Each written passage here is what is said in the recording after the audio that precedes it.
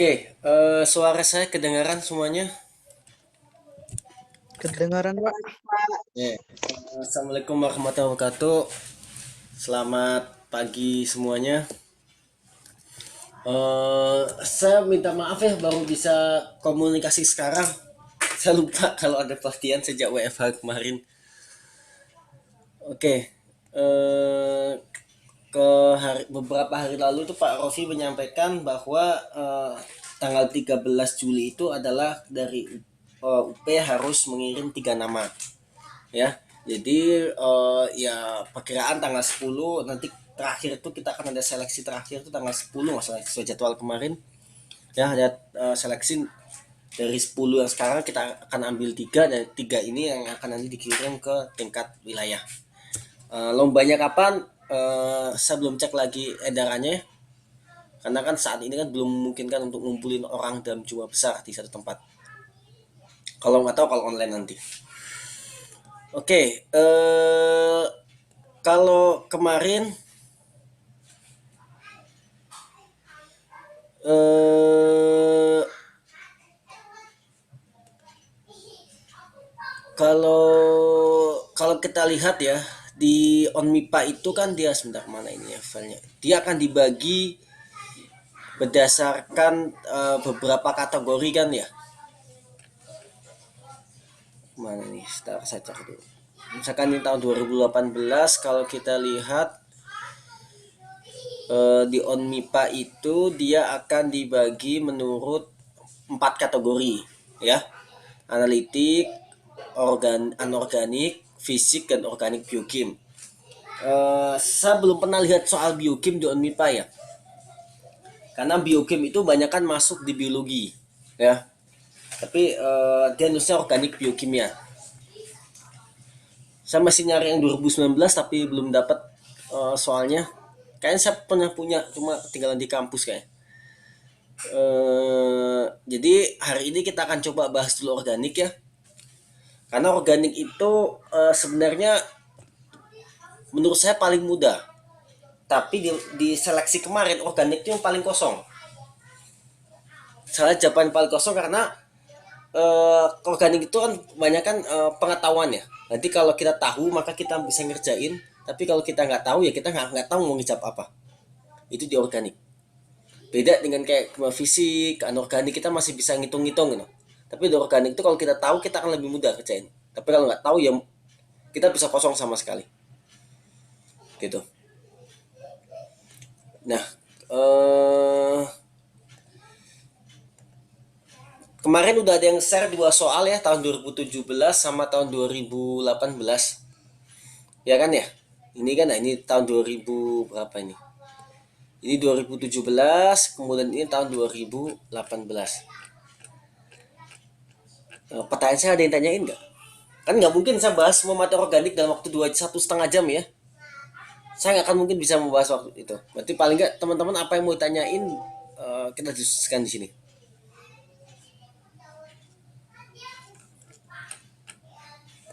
Halo? Halo? Mau tanya yang ini Pak, bagian tentang sintesis. Ada Sintesis soal sintesis yang banyak di bawah masalah. yang mana? Ini yang 2017 apa 18? Yang 2018 Pak. 18, oke. Yang ini? Ini? Yang ini Pak, yang tadi udah lewat. Ada satu senyawa terus banyak reaksi. Oke. Ini Pak. Oke, kita bahas ini. Gini, sebelumnya saya akan coba klasifikasikan organik itu apa ya. Eh, Kira-kira poinnya di kimia organik itu apa? Sebentar, sebelum ini saya stop dulu. Ini kamera saya nyalakan ya. Oke. Jadi kira-kira organik itu kita bisa bagi menjadi beberapa kategori kelompok soal ya. Pertama adalah ini kebalik ya tulisannya ya? Kebalik nggak di tempat kalian? Enggak, Pak. Enggak ya, oke. Enggak, Pak. Pertama adalah sifat fisik, sifat kimia.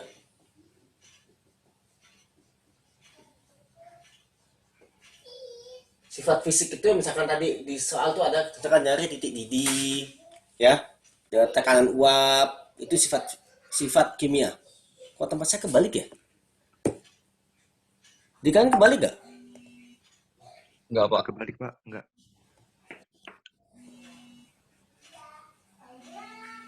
Sebentar. Nah, oke. Nah, kebalikan tempat kalian? Tidak, Pak. Yang kedua adalah ke sifat fisik dan sifat kimia. Yang kedua adalah dia tentang konversi gugus. Jadi misalkan alkohol diubah menjadi alkil klorida, alkohol diubah karboksilat, itu adalah yang ketiga. Yang keempat adalah mekanisme reaksi. Yang kelima, yang keempat adalah sintesis. Ya, kira-kira dia akan berkisar di empat ini. Ya, tinggal senyawanya diganti, gugus fungsi diganti. Nah, memang tantangan organik itu, dan kalau teman-teman yang udah pernah ngambil kimia organik ya, terutama teman-teman di kimia sama tekim ya. Kalau salah tekim yang angkat ketemu organik itu di tahun kedua, anak-anak kimia juga ketemu organik di tahun kedua. Ya, soalnya biasanya ini aja, tapi gugus fungsinya banyak. Ya kan? Nah, kita akan beritahu sini. Nah, kita kembali ke sini. Kita kembali ke soal yang ini ya. Nah, ini adalah tipe konversi gugus. Dari A ke B kita diminta kalau senyawa ini bisa. Nah, kalau senyawa ini nah, kita harus tahu nih H2PDCl, PDC itu apa? Kira-kira senyawa dia bereaksi sebagai apa? Reduktor, Pak. Dia bereaksi sebagai reduktor. Ya. Nah, kalau saya tulis di sini, mana ya? Hapus ya.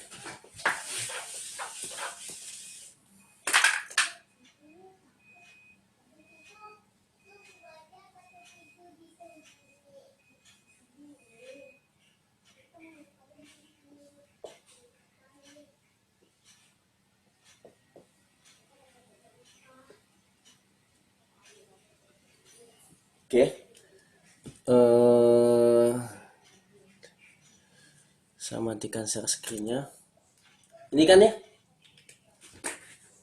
dia direduksi H2PD atau karbon. Nah, ini yang uniknya di organik ya. Reduktor tuh banyak. Kalau dia direduksi, ada dua. Ingat reduksi itu apa? Definisi reduksi. Reduksi itu adalah penambahan hidrogen atau pengurangan oksigen. Ya, reduksi itu ya kalau di kimia dasar kita belajar reduksi itu adalah pengurangan bilangan oksidasi, ya kan ya. Tapi kalau di organik kita susah ngitung bilangan oksidasi. Yang sering kita gunakan sebagai definisi untuk reduksi adalah penambahan hidrogen atau pengurangan oksigen. Ya, ini video saya rekam ya, nanti akan saya upload di YouTube lah kalau ini, biar kalau saya kecepatan bisa diulang lagi. Nah, ada daerah-daerah yang dia itu kekurangan hidrogen, yaitu adalah atau kelebihan oksigen. Daerah ini kan ya ada oksigennya, ini bisa direduksi karena dia kekurangan oksigen hidrogen, dan daerah ini. Ya. Nah, sekarang H2PD itu adalah dia bisa mereduksi ikatan rangkap, tapi dia tidak bisa mereduksi keton. Jadi ini dia bisa mereduksi rangkap dan NO, tapi dia tidak bisa mereduksi keton. Nah, sekarang pertanyaannya gimana kita ngafalin semua ini ya? Ya, eh, kalau bagi yang udah coba saya tanya yang anak kimia 2018. Agung dapat ini kan ya? Iya, Pak. Disampaikan di kelas kan ya? Oh, iya, Pak. Kalau nggak salah iya. Oke. Anak Tekim 17 siapa? Ada nggak?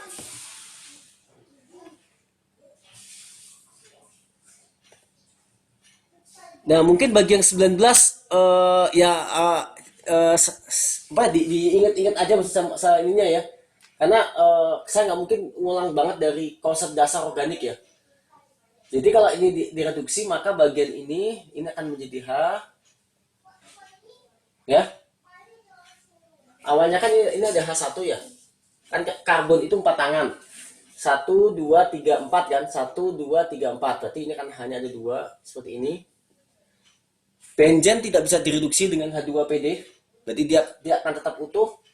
Nah, di sini akan menjadi NH2. Seperti itu. Jadi, kalau kita lihat di sini, ini saya share screen dulu. Mana share screen?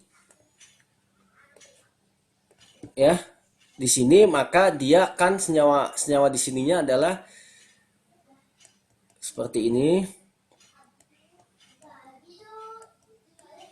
Ya, rangkapnya tetap yang sini karena ini benzen. Ini adalah NH2.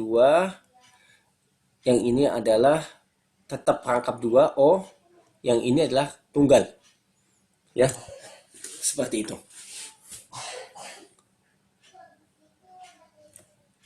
Nah, kemudian dia dikasih ini. Ya. Ini saya lanjutkan.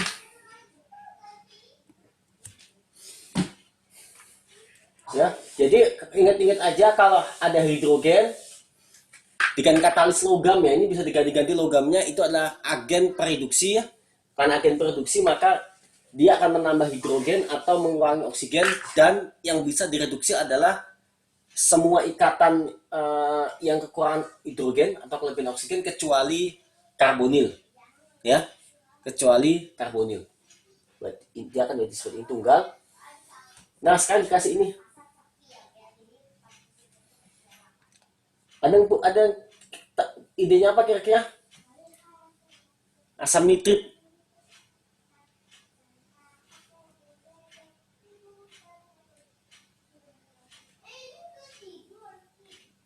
Nah, oke.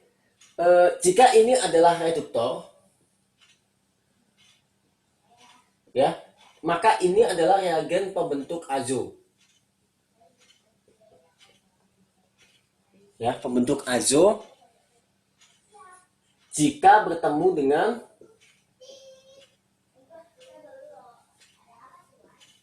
NH2. Nah, kebetulan sini ada NH2 kan ya? Maka dia akan membentuk namanya azo. Nah, kalau saya gambar azo itu seperti apa? Ini tetap utuh, nggak berubah. Ini seperti ini, maka dia akan menjadi N2 plus. Kelihatan bedanya. Awalnya ini adalah anilin ya, atau amina kalau biasanya kita kenal ya. Dia akan menjadi ini namanya azo atau garam di azonium. Kalau masa ini juga dibahas di kimia organik ya, terutama buat anak kimia sama teknik kimia.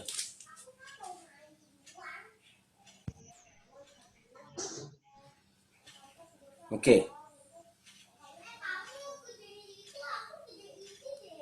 Jadi ya diingat-ingat aja ya, bahwa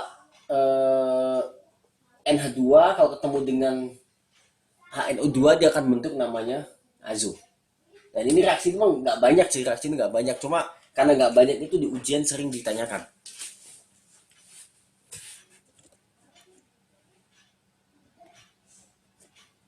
Oke, kita lanjut. Di bagian sini sudah ya, B sama C sudah. Nah, sekarang kita masuk D dan E.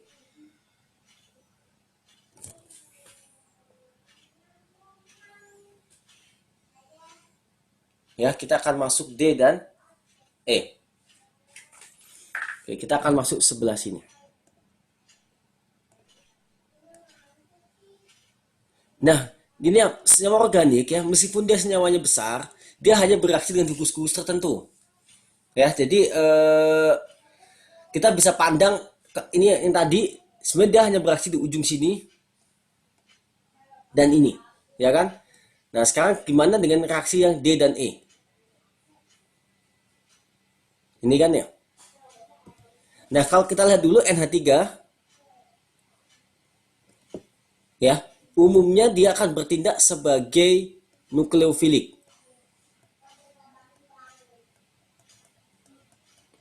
Ya, NH3 dia akan bertindak sebagai nukleofilik.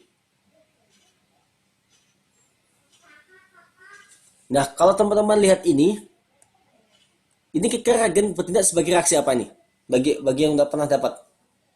Witik, Pak. Nah, Witik. Kalau dia Witik, pasti di D ini dia akan tetap punya gugus aldehid atau keton. Ya. Berarti di reaksi D gugus aldehid sama ketonnya nggak boleh berubah. Jadi kalau kita lanjutkan di sini, misal.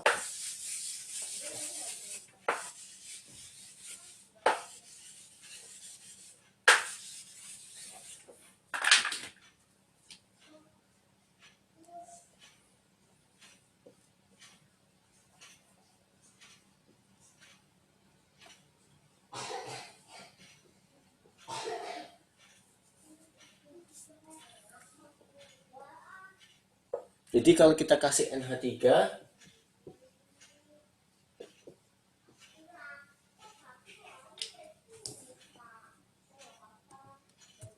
ya, misalnya tadi, kalau kita ini senyawa A, kalau kita kasih NH3 itu akan bertindak sebagai nukleofilik. Ya, nukleofilik berarti dia akan mencari sesuatu yang positif di senyawa itu. Berarti karena dia negatif, dia akan mencari sesuatu yang positif. Ada beberapa titik yang dimana dia bermuatan positif. Ini negatif ya. Pertama, karena ini oksigen positif, negatif, maka ini akan positif. Ya. Karena ini positif, ini negatif ya, maka ini juga akan positif. Benzen itu ada daerah negatif di sini. Benzen itu dia negatif karena dia banyak ketan rangkap, maka dia akan jadi negatif. Ya, berarti NH3 akan masuk menyerang ini atau menyerang yang atas.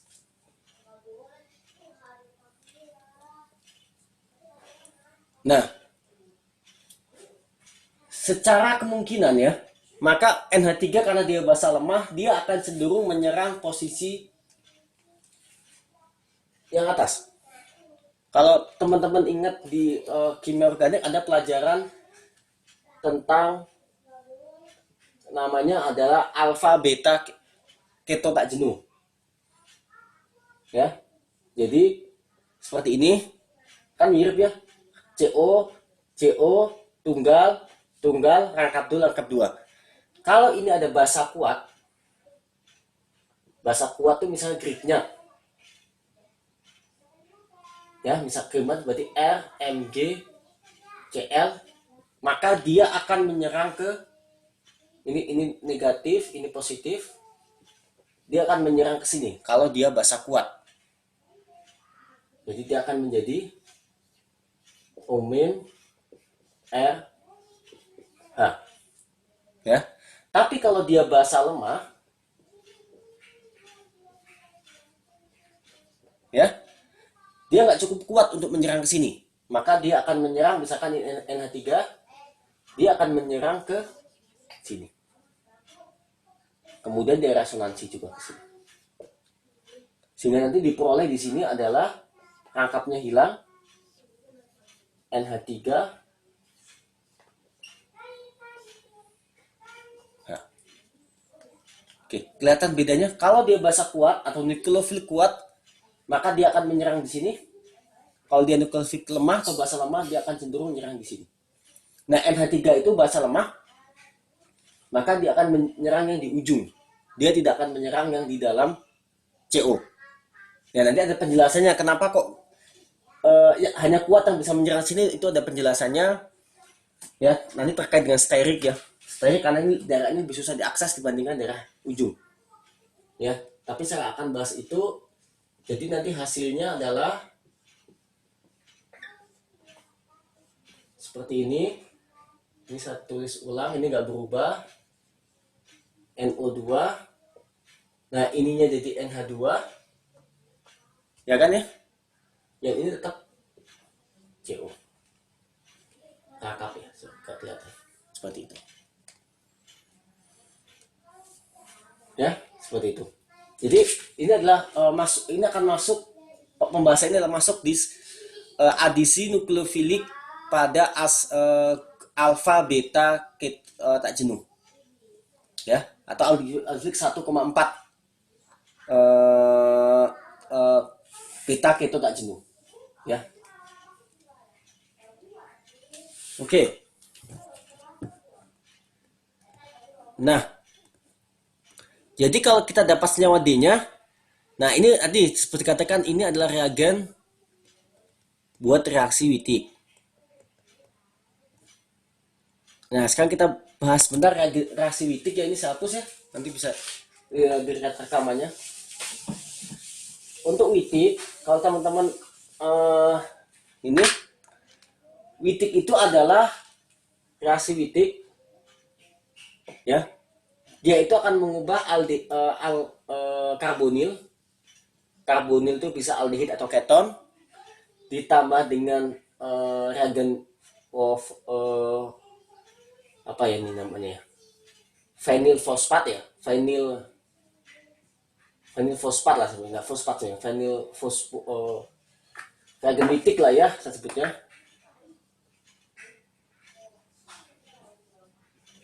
Dia akan menjadi alkena ya. Jadi kalau digambarkan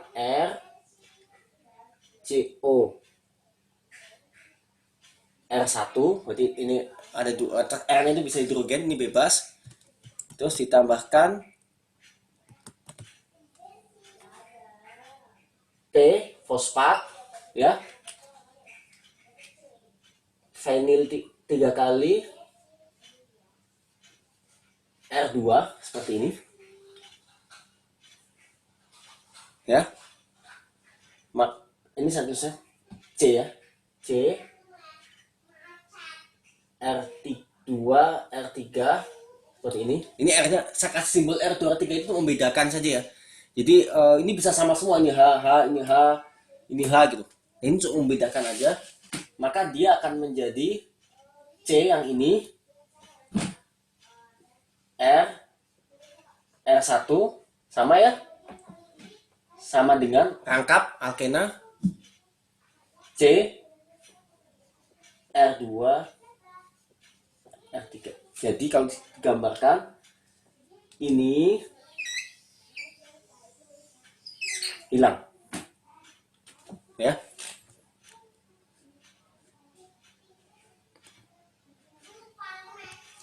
Ya, itu akan hilang.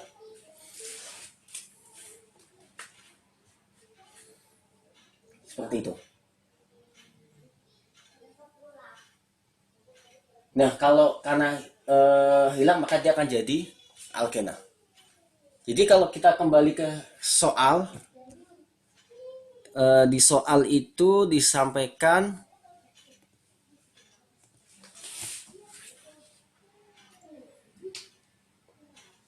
dia dikasih sama ya pH 3 P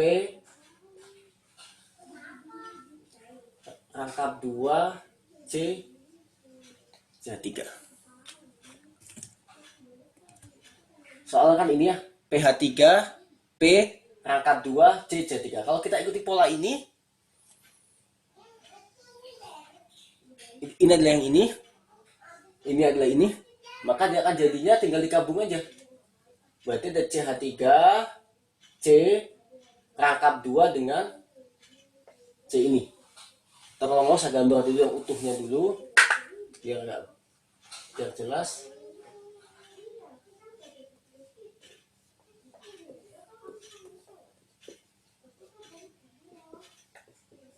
Ya, di sini reaksinya kan ya. Ini adalah yang ini. Berarti dia akan dirangkap 2 seperti ini. Kemudian sebelah sininya itu adalah yang ada P-nya. Jadi C R1 R2, berarti C CH3. C CH3. Ini adalah senyawa. Ini D, ini senyawa E. Berarti ini untuk dari D ke E itu adalah pembahasan tentang reagen reaksi Wittig. Dari A ke D itu adalah masuk pembahasan tentang adisi pada 1,4 alfa ketolat jenuh. Ya, 1,4 beta ketolat jenuh. Ya, berarti ada 2 pembahasan di sini. Jadi ini ke sini adalah adisi beta ketolat jenuh 1,4, yang ini ke sini adalah reaksi Wittig. Berarti di satu soal ini sebenarnya ada berbagai macam konsep di kimia organik. Tadi saya ulang lagi, A ke B adalah reduksi ya, selektif ya, karena dia hanya mereduksi selain karbonil. B ke C adalah reaksi azo. A ke D adalah adisi 1,4. D ke E adalah reaksi Wittig. Oke. Ini saya tuh udah nggak memperpanjang zoom saya. Jadi 6 menit lagi akan putus, nanti kita masuk lagi aja ke tempat yang sama ya. Nanti masuk ke link yang sama karena saya pakai personal meeting saya. Jadi nanti kalau putus nanti silakan masuk ke link yang sama. Oke, sekarang A ke F. Ya, jadi saya ulang lagi, A ke B itu nih, kalau teman-teman penasaran, ini adalah reduksi ya. Ini adalah reduksi selektif ya dari hidrogen. Yang ini adalah pembuatan azo. Yang ini adalah adisi 1,4 alfa ketolat jenuh. Yang ini adalah Wittig. Nah, sekarang kita masuk dari A ke F. Nah, tadi reagen ini tuh sangat familiar. Tadi sempat saya bahas ya, waktu membahas tentang adisi. Ini adalah reagen apa? Grignard, Pak. Grignard. Ya, Grignard. Dan dia bersifat basa atau nukleofilik sangat kuat. Oke, saya hapus dulu.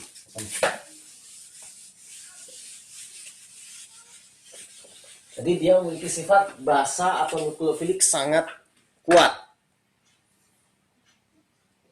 Nah, karena dia basa atau nukleofilik, dia pasti menyerang sesuatu yang positif atau negatif.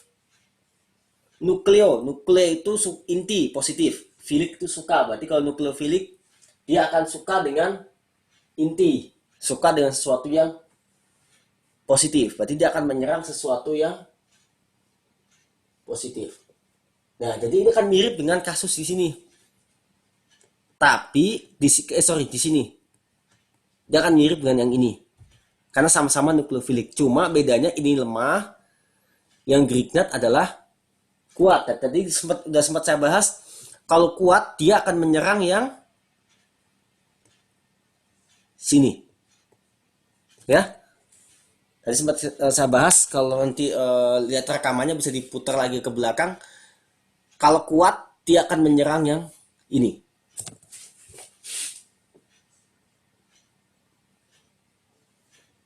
Di CH3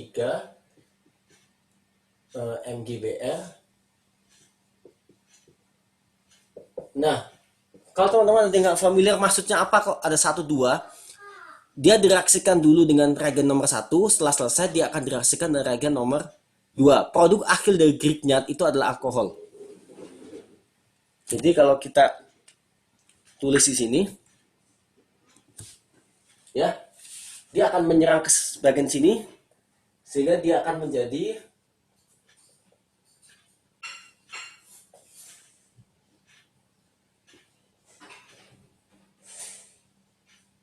seperti ini, tetap nggak berubah ya. Ingat, fokus pada bagian yang mengalami reaksi. Nah, yang sini, dia akan menjadi omen ditambah dengan CH3. Ya gampangnya kalau teman-teman belajar mekanisme ini nggak minta mekanisme ya. Negatif, ini positif, maka negatif ini akan menyerang ke positif. Ya, sehingga dia akan ke sini, sehingga dia jadi negatif. Berarti seperti ini. Nah, setelah itu dikasih air atau H+, maka dia akan ini jadi OH. Nah, ini alkohol yang kita kenal. Jadi produk dari reaksi Grignard umumnya adalah alkohol. Dia mengubah asam karboksilat, mengubah aldehid atau keton menjadi alkohol dengan penambahan karbon. Ya. Itu produk Grignard. Jadi secara umum kalau reaksi Grignard, satu sini reaksi umumnya ditambah 1 R Mg X itu bisa Br, bisa Cl. Setelah itu dia akan ditambahkan dengan H3O+, air atau asam. Dia akan menjadi OH ditambah R. Mg X-nya kemana? Kita abaikan karena fokus di kimia organik itu senyawa organiknya. Ya kita mengabaikan jadi ada reaksinya, tapi dan enaknya reaksi organik itu kita tidak harus nulis stoichiometrinya benar. Ya. Seperti itu.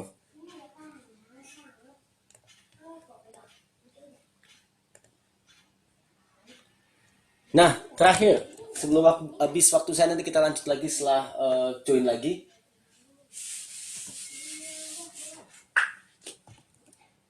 Dari F ke G, kita tahu di sini adalah alkohol. Kita tahu di sini itu adalah alkohol. Nah, sekarang dari F ke G. Alkohol, kalau ini adalah reagen yang mengubah alkohol. Nggak cuma alkohol, mengubah gugus OH menjadi Cl. Ya, reagen yang mengubah gugus OH menjadi Cl. Jadi OH ini kalau dikasih SOCl2 dia akan menjadi Cl. Kalau dikasih SOCl2, kita saya gambar dulu, ambil nunggu dia habis waktunya.